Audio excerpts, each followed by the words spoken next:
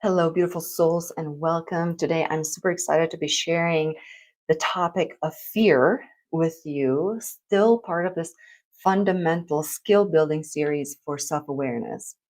And part of my excitement for me, it was this experience that I went through when we discussed fear. And all these topics are part of my discussion circles on Wednesday night. And then I put them into this recording, and I share these things with you. But for me, when we dove into this topic, it was such a fundamental discovery that the processing of it went to a whole new level. And the other topics I realized were super important, but each time we dove into what is now, what I'm perceiving as this fractal of fear. Like, for example, we were talking about cognitive dissonance, right? And we take that in 5, 9, 12, however many subtopics of how do we get into dissonance. But when you look at the fundamental base of dissonance, for me it was, oh, it's fear, definitely fear. And then I stopped, right? Like I've arrived somewhere. And then the mind went to the next shiny object, right? The mind is filtering, right? This cognitive distortion. And then we take that to 5, 7, 12 subtopics just to end up at fear again, right? And then it's like, oh yeah, yeah, it's fear. Yeah, of course it's fear, right? No, this one is it. It's self-sabotage, right? And then self-sabotage has the other 12 subtopics, right? So that you arrive back at fear. And in all these travelings, let's just say, on this tree of fear, these branches, and then you get to the root and it's like, okay, here's the root and it's fear. What the heck is fear? Right? And then I dove into fear as a root, like I haven't done before. And that's how I got this amazing discovery and experience about it.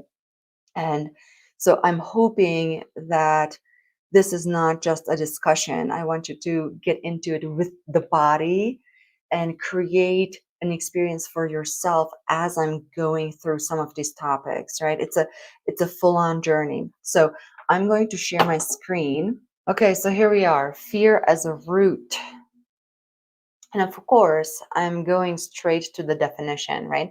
What does psychology has to say? And of course, we're talking about the behavioral fear, right? Not the healthy fear that keeps us safe from, animals or fire or things like that. No, this is the conditioned fear, right?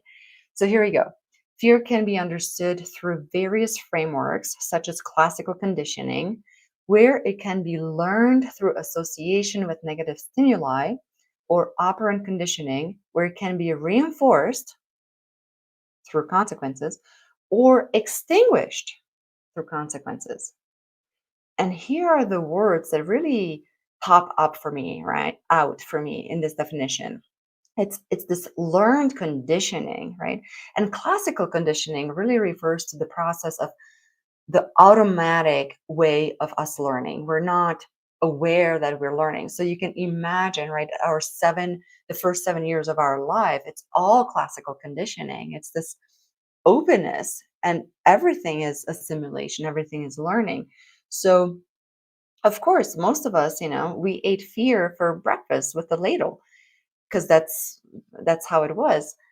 But it's a learned behavior. And once it's learned, it's being reinforced through those consequences. Now, I love the or.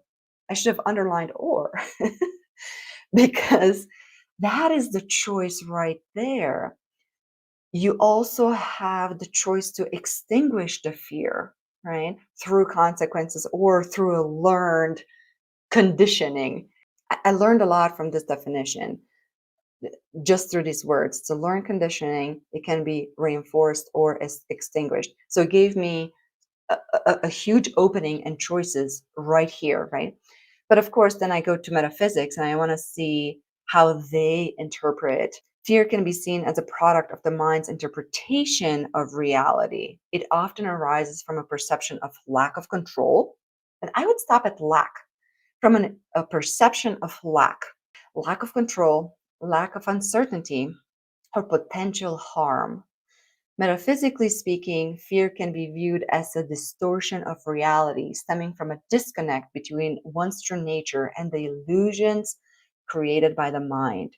So, metaphysics says that really fear does not exist. It is a distortion of the mind stemming from the disconnect between your wholeness and this perception of lack, right? But it's truly a label that you put on things. It's a perception, it's an interpretation, how you take that in, right? And probably a lot of the interpretations that we have on reality as adults stem from this classical conditioning from our childhood, like we already know.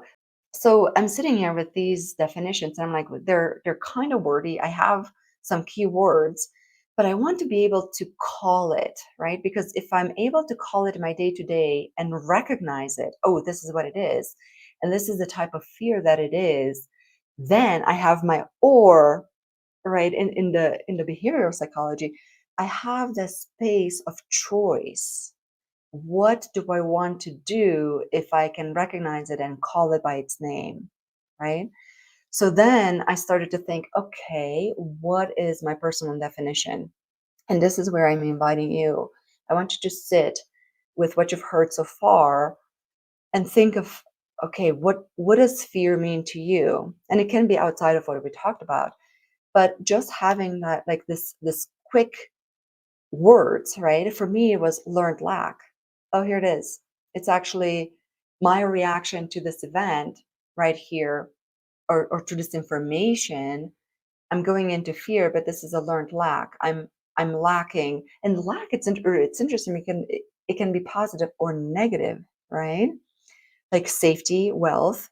We can lack wealth, even though wealth itself is kind of like a positive connotation, the way we perceive it in our mind, health, right?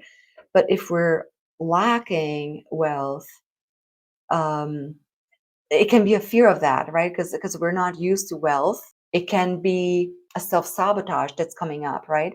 And it's this fear that's manifesting, and all of a sudden it's like, oh wow, okay.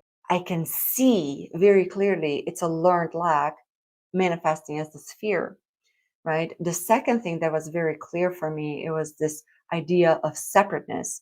I am so far away from my wholeness that I'm alone, so therefore, I have to be in control. I have to take over this uncertainty and bring it into certainty, because who else would, right? I'm just this single thing in this vastness. I see my fear from this separateness. And the third was this attachment to a certainty that is being challenged, right? If the world is moving along the way we perceive it to know, then there's no challenge. But as soon as there's an outside factor that is challenging my attachment to that certainty, it brings about this fear. So many times it's like, oh yes, this is unknown and it's being challenged. I have to defend it, right?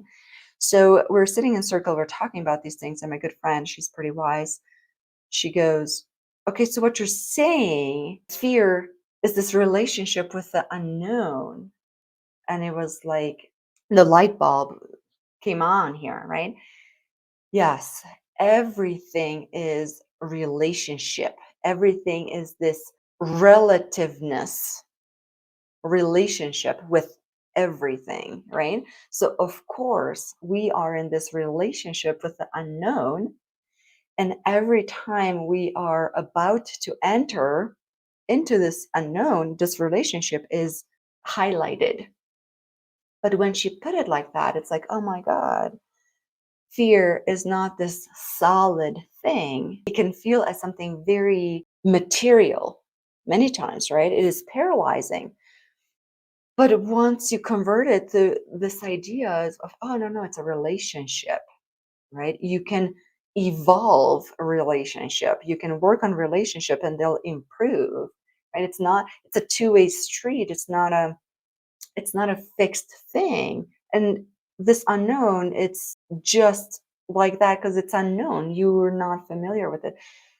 Everything softened inside of me, right? Because it was just put in this beautiful, simplistic conclusion, right? It's a relationship with unknown. Duh. Anyway, sit with that and really see that in your life. And once you play with that, it will be an aha moment, an experiential aha moment, not just in your head. You will feel it in the body. It's amazing. So, then what is the larger picture when we talk about fear? Well, fear from this space now is truly a valuable indicator, right?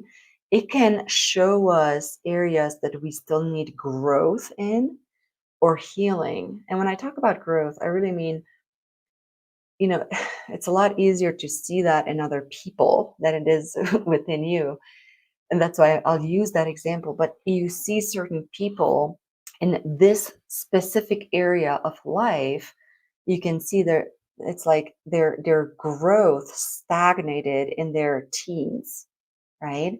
Or in their even earlier, right? They're still stuck at 5 because that's where trauma happened, and they were not able to actually mature that aspect of themselves. Yeah, they covered it up and they made it work, but once you get to a very fundamental level or challenging that fundamental aspect, you can see they are very immature in that area of their life.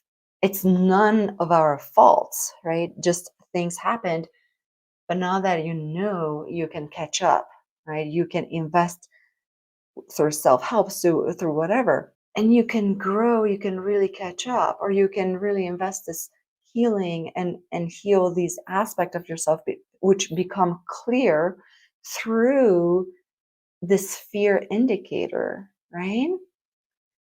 The clarity that comes out of following the fear trail is a very valuable thing. It's a tool. And that clarity is worth the journey because now you know and it's okay. Now you have the choice. Before you didn't have the choice, right? So it's unfair before, but now that you know, you can do what you want, right? Okay, if that work is being done, there's another way to use fear, and that is as a catalyst. And what I mean by that, when you're done with your circles and you're moving on to a new path, fear can be right there because the unknown now is everywhere. So, that type of fear is truly an indicator that you're on a new path. Now, you can use that fear as a catalyst to move you forward or to use it as a guide for clarity. If that fear is not there, now you know you have returned on a path that is quite familiar to you. So now there's your choice. Are you staying on this path or you're saying, no, no, no, hold on a second. I'm back in the pattern. I'd rather be with a bit of fear, but on a totally new path and I'm really making progress on this new path. Now, these fears are different, and you do need to build the self-awareness that comes through integration and wisdom to be able to distinguish, right, with what type of fear you are dealing with. But once you befriended fear to this level and you have so much clarity what type of fear is now, well, like anything else, like any other emotion, any other indicator, right? It's not something to actually fear. It's simply an indicator and it's beautiful. Okay, here's my thing about fear as a root, what we have ended up doing in the society, we have normalized fear to such a degree that it is a normal thing. And part of it is from, what's called epigenetics, because, our parents, our grandparents, they haven't worked through their fear. They haven't worked through their traumas to the extent that they would not pass it on. It's so ingrained into our being. And take it even with the state of brainwaves.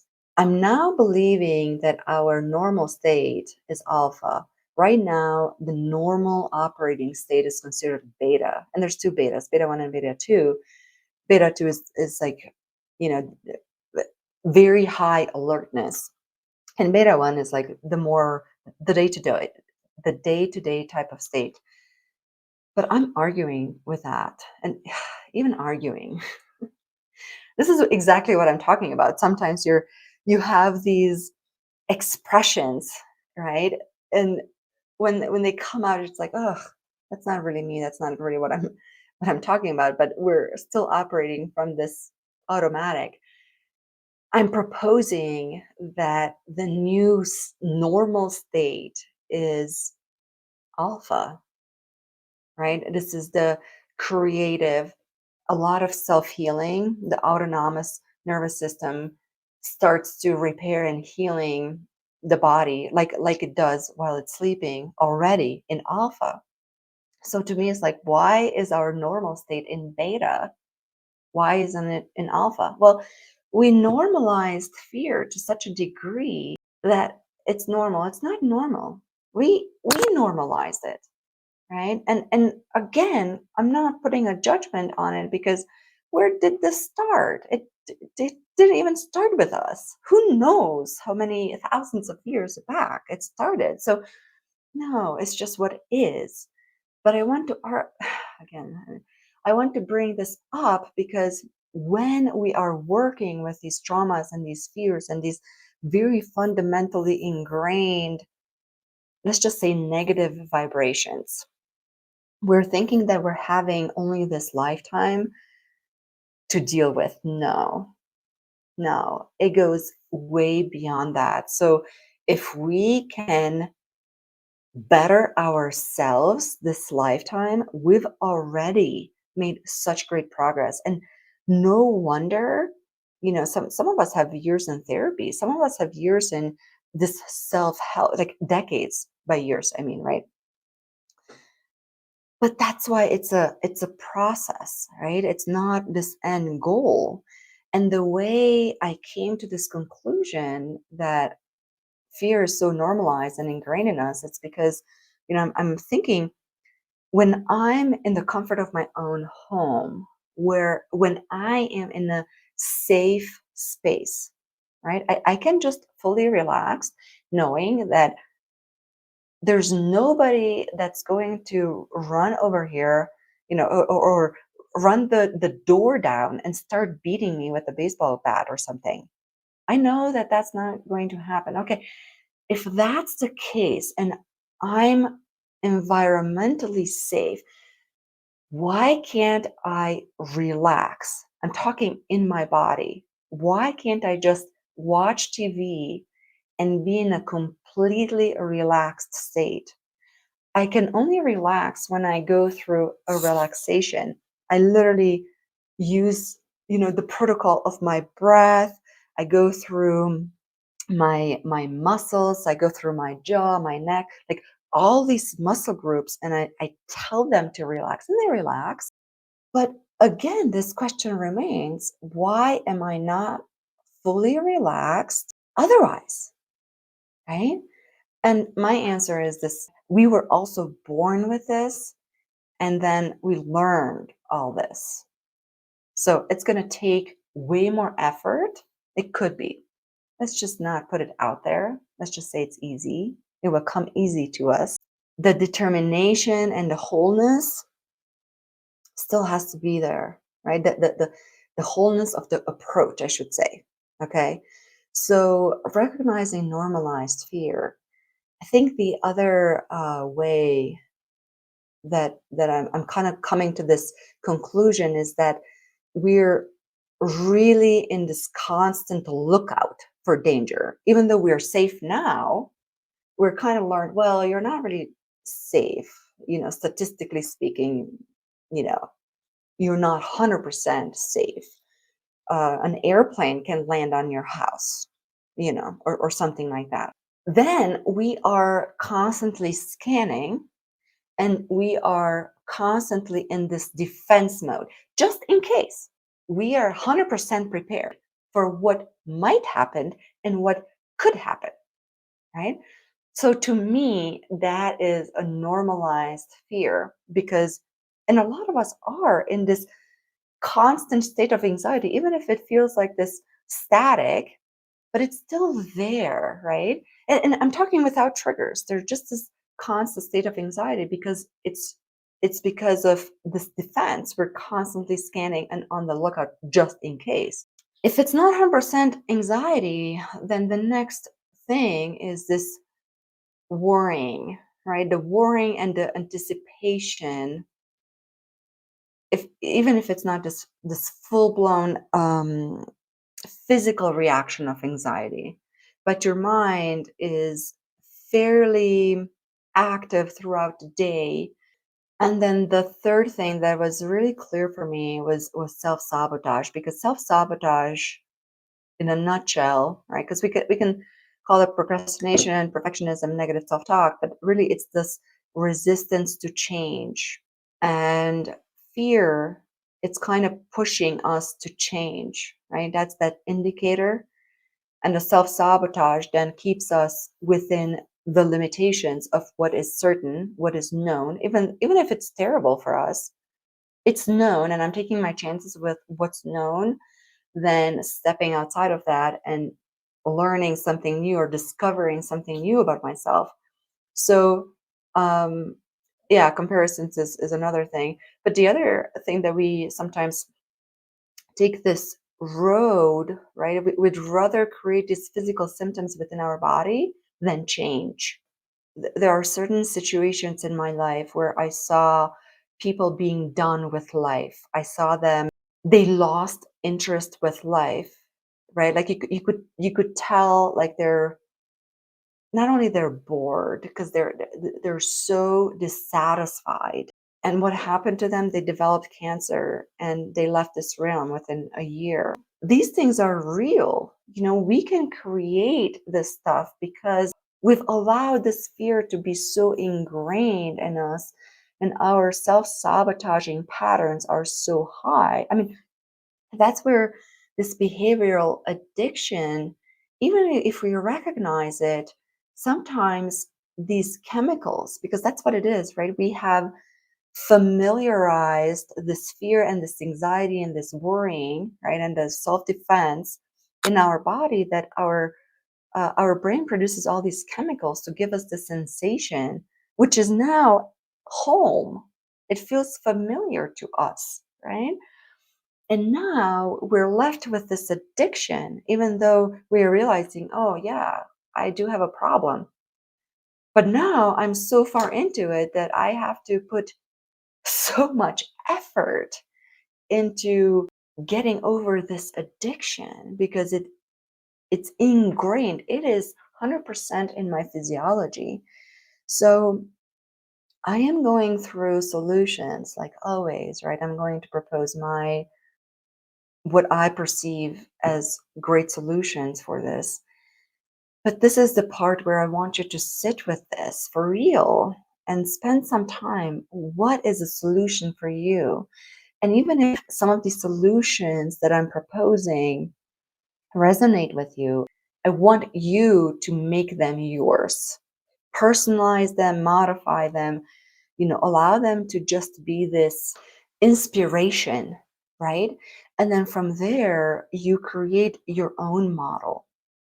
And because this is such a huge task, this is a practice. It's the energy of the elk, it's the stamina. So, of course, number one, we have to practice awareness, and you must have the willingness to be with you and listen for the clarity, right? You have to come into a place where you're at least okay with being with your fear, right? And then once you're with your fear, sift through it. What type of fear is it? And you have to be willing. If you're arriving to a clarity, are you going to take responsibility? If you're not willing to take the responsibility, maybe shelf it for when you're ready, right? Because it takes a lot of strength to move through these layers, I'm going to call them. Now, for number two, because this is such an extended level of embodiment, let's just say, I'm proposing to approach it from all four levels of ourselves: the mental, emotional, physical, and ethereal. And the ethereal, maybe I'm going to start with that, even though it's the last one on this list. It's because this epigenetics, we don't know where this thing started. It's eons ago. We might be dealing with forces and influences that extend beyond this timeline. So, if that is the case, practicing and closing those timelines provides a much quicker, much more effective movement through. You see the progress on a much bigger level. So let's go back to the mental now. I think psychology really has a lot of great tools, right? CBT therapy, MDR, I didn't list it here. For me, any education on addiction, right? Because addiction is addiction. So even though we're talking about behavioral addiction to fear, a lot of it still behaves like any drug addiction. It's amazing to watch in myself. And so the more I am educated to understand how this unfolds and how or what are some things to know, the more I move through it from this non-biased, non-judgmental way. It's like, oh, yep, here it is, my addiction flaring up, right? My body's is responding because that's what it knows, that's what it's familiar with. But I don't have to take it personal, and that helped me a lot. So the other thing that was huge for me was tarot self-reflection. When you're sitting with a card with a symbol, right? Now it does take some discipline because you really have to discern what it is you want to hear and what it is that the card is telling you.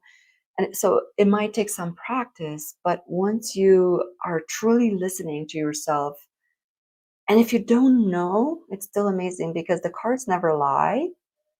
And you can always ask, okay, I'm very open to learn. And sometimes, clarity comes after 2 or 3 days, maybe even a week, but it comes.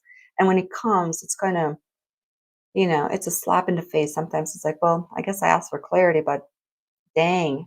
Okay, the emotional level, this meditation, learning how to be the observer of your own emotions. Now, emotions are kind of like credit. If you're paying that credit within the 0% interest time frame, you're okay. You're still having to feel those emotions, but it's pretty much the emotions that you incurred, right? The credit that you incurred. If it's past that period, you're going to pay interest because usually what happens is that, okay, here's an emotion that you're not quite ready to feel at the event that this emotion was caused. So you're banking it. Most likely, you're going to add a next layer of emotions. It's not going to be quite the same emotion. It's going to be a little bit sideways, right? And then the next level of emotion is going to be here. And then the next level here and here and here. So now let's just say you're an adult and you're processing this emotion. You have no idea, there's no rational relationship or analysis that you can deduct from this emotion to this event, even though these are very related to each other, right? So the interest is due. Your body's like, dude, I can't carry these emotions anymore. We're done. Here they come. They need to be processed. Emotions are just to be felt. Just process the emotion layer by layer. Don't try to analyze where is this coming from? How does this relate to this event here? It might or it might not. The event that just happened for this emotion might be a trigger that you have really related to this emotion right here. Trying to rationalize through the event that happened that caused you this emotion, sometimes it's irrational. Just feel, learn to have the tolerance to sit with yourself, right? And in small doses. Today, 1 cup. Maybe it's a teacup, a tiny, fancy teacup. And then the next day, maybe it's a bigger teacup, and you go deeper into it. But emotions are just that. Okay, it's enough about that. Breath work, beautiful way, especially when you understand to breathe in as energy. You're moving energy through your system, through the breath. That is a very beautiful cleansing way to, yeah, to cleanse and refresh the emotional body. So the physical, we cannot neglect our physical body when we're starting to work with detoxing from fear, because the body needs more of this self-care than ever before, right? Because you're really taxing it. You're really saying, no, I am done with these emotions, and I'm replacing them with higher vibrational um, emotions. Of course, the body is going to react. So it's very important that you have a dedicated recovery program where you give your body regular exercise, you give your body plenty of rest, hold hot cold therapy if you're into that, beautiful detoxing protocol with that, balanced meal plan for your body type, right? Minerals, vitamins, and whatever that self-care, so understanding that a replenishment regimen is huge when you're doing this type of work.